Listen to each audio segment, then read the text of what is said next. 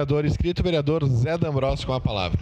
Não, senhor presidente, só para as pessoas compreenderem que eu sou muito a favor do asfalto. Inclusive, precisamos ter uma avaliação social, turística nos nossos interiores. Eu recebi o filho do Neide Bertucci, o Dalto Bertucci, que acha que o acesso Mulada a Criúva tem que sair do papel. Eu também acho. Por quê? Porque virou um ponto turístico o Monumento dos Bertucci. Agora, nobre colega Libardi,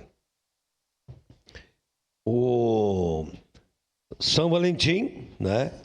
São Valentim passaram 3 prefeitos. E o prefeito Adiló não prometeu, mas fez. Então tá lá e a Codeca o fez muito. Ah, mas custou caro a obra. Custou caro a obra? Uma obra que não vai dar manutenção. Bom, eu mapeei, quando estava no orçamento comunitário, todos os acessos dos bairros da cidade. Todos. E olha, nós precisamos de muita obra.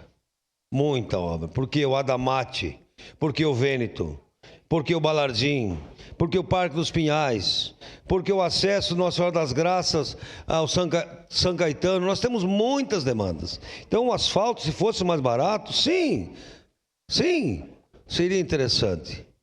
Agora, a qualidade, eu defendo a qualidade, o serviço do DCC, Departamento de Construção Civil da Codeca, comandado pelo CID, que onde faz não precisa manutenção. Olha o acesso a Caravaggio.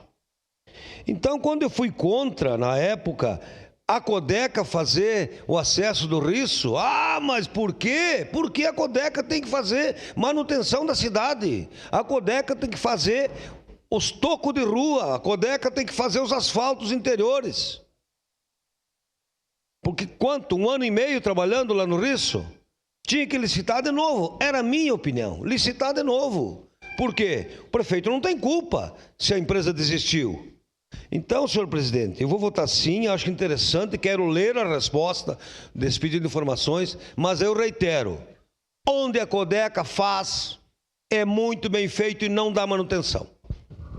Obrigado. Em declaração de voto, vereadora